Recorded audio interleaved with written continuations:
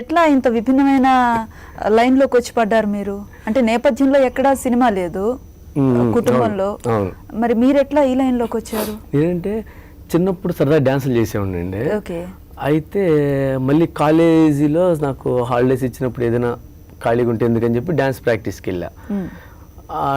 Dance నేర్చుకుని మళ్ళీ ఇంకా మా మామయ్య హైదరాబాద్ వస్తే ఇంకా హైదరాబాద్ వచ్చేసి అప్పటి నుంచి ఇంకా రాకేష్ మాస్టర్ దగ్గర ఒక 8 years అసిస్టెంట్ చేశానండి, డాన్సర్గా అసిస్టెంట్గా. ఓకే.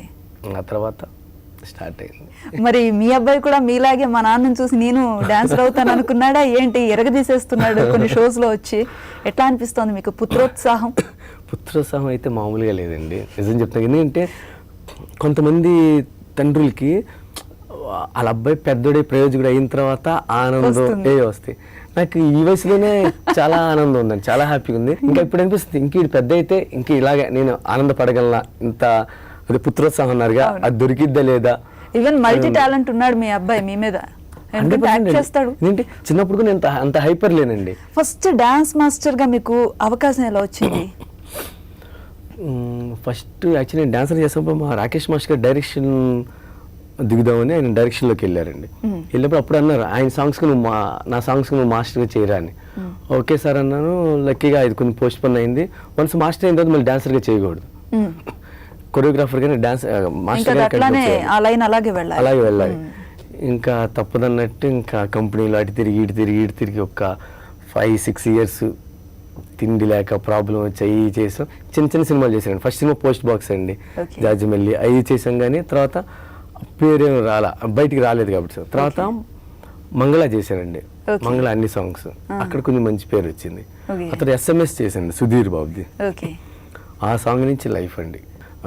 బన్నీ గారు, NTR గారు, సీను వైట్ల సార్ పిలిచి ఇవ్వటం వలన భాష జులై అది బన్నీ గారు ఇస్తే ఈయన కూడా త్రివిక్రమ్ గారు కూడా హ్యాపీ అయ్యి పెట్టుకోవటం వలన వాళ్ళందరికీ చాలా థ్యాంక్స్ ఎప్పటికీ చెప్పుకోవాలండి. ఇప్పటికీ దేవుడు ఈ పొజిషన్లో ఉన్నారంటే వాళ్ళేనండి. మీరు ఇండస్ట్రీలోకి వచ్చాక పెళ్లి చేసుకున్నారా, దానికి ముందే మ్యారేజ్? ఇండస్ట్రీకి వచ్చిన తర్వాత మ్యారేజ్ చేసుకున్నాను. అదేలా అరేంజ్డ్ మ్యారేజ్? Arranged marriage.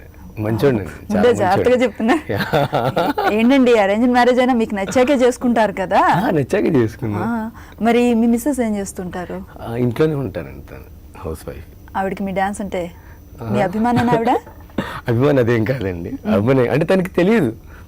నేను డాన్స్ మాస్టర్ అవ్వలేదు అప్పుడు, ఇంకా డాన్సర్నే.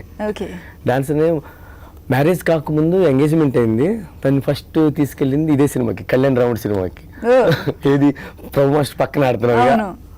తను ఇప్పుడు ఏం చెప్పలే, నువ్వు బాగా చేసావు, బాగున్నావు ఏం చెప్పలే, అంతే వచ్చేసారు. తర్వాత మ్యారేజ్ అయింది. నేనంటే ఇష్టం, నా డాన్సర్ నా ఇష్టం, కానీ ఎప్పుడు ఎక్స్ప్రెస్ చేయదు. ఎక్కువ లోపాలు చెప్తుంది. ఈ కొరియోగ్రఫీ ఇది చేసావు, ఈ సాంగ్ ఆ మూమెంట్ బాగాలేదు, ఈ మూమెంట్ బాగాలేదు అది చెప్తుంది, ఇవి చాలా బాగున్నాయని ఎప్పుడు చెప్పదు. Best critic. కానీ ఇదండి చిరంజీవి గారి అమ్ముడు లక్ష్మి కుమార్ ఆ సాంగ్ చేసినప్పుడు మాత్రం థియేటర్లో ఏడ్ చేసింది.